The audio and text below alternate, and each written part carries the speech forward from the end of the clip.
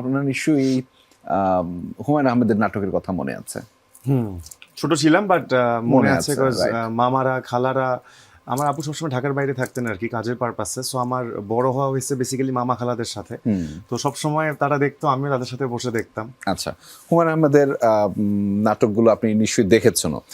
একটা দুইটা চরিত্রের কথা কি আপনি মনে করতে পারবেন যেই চরিত্রগুলো খুব বেশি আমরা যেটা বলি একটা টার্ম দেই যে প্রোটাগনিস্ট বা নায়ক নায়িকা, সহজ বাংলায় বললে যে নায়ক নায়িকা বাদ দিয়ে এমন হুমায়ুন আহমেদের নাটকের না, হুমায়ুন আহমেদ স্যারের কোনো গল্পেই বা নাটকেই বা সিনেমায় কিন্তু কোনো মেইন আমার মনে হয় না, আমি অন্তত যে কয়টা দেখেছিলাম ছোটবেলায় কোনোটাই না আমরা যেটা বলি নাই। হ্যাঁ যে মেইন নায়ক নায়িকা আর কি, যেটা আমরা বলে অভ্যস্ত আছে নায়ক নায়িকা, এটা বাদ দিয়ে অনেক কোনো চরিত্রের কথা মনে আছে, ছোট চরিত্র কিংবা গল্প? আব্দুল কাদের স্যারের কথা মনে আছে, বা তার তিনি যে দুলাভাই ক্যারেক্টারটা প্লে করেন সেটা মনে আছে।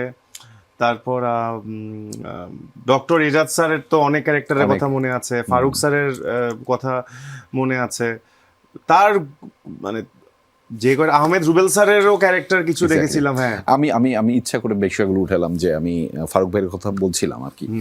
এই জেনজি জেনারেশনে এসেও আপনি দেখবেন যে ফারুক ভাই কিংবা তাদের মিমসগুলো এত বেশি শেয়ার হয়।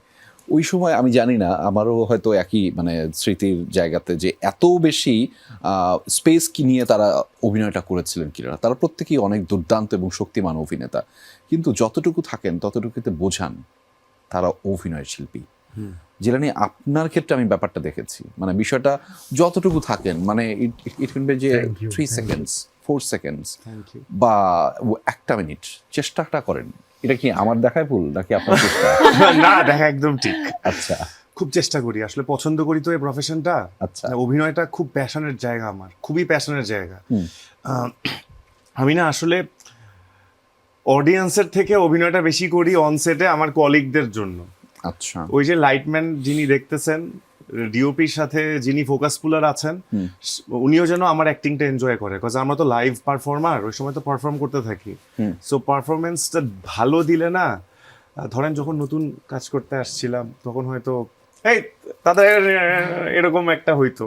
সো আমি তখন থেকেই খেয়াল করছি যদি পারফরমেন্স ভালো হয়ে যায়, হ্যাঁ স্টার না কিন্তু স্টারের মতো ট্রিট করে। আসলে ওই সময় দেখা যায়। আমি এটা সত্যি কথা বলি, আমি বাংলা কাজ বা অন্যান্য অনেক কাজ দেখি, শাপলুডু দেখেছি, আমি আপনার প্রেজেন্সটা ফিল করি নাই বা আমার মনেই নাই। খুবই ছোট্ট আমার ফার্স্ট কাজ ছিল লাইফের, জাস্ট একটা গ্লিম্পসের মতো আসি যাই এরকম, আর একটা স্টান্ট দেই শুভ ভাইয়ের, তো ওখানে তো বুঝাই যায় নাই যে ওইটা আমি, বিকজ মনে হয়েছিল শুভ ভাই। খুবই ছোট জায়গা ছিল চেষ্টাটা, তারপরেও ট্রেইলারে ওই একটা হাসি ছিল, ট্রেইলারে হাসিটা, ওই হাসিটা গেছে ওই সময়।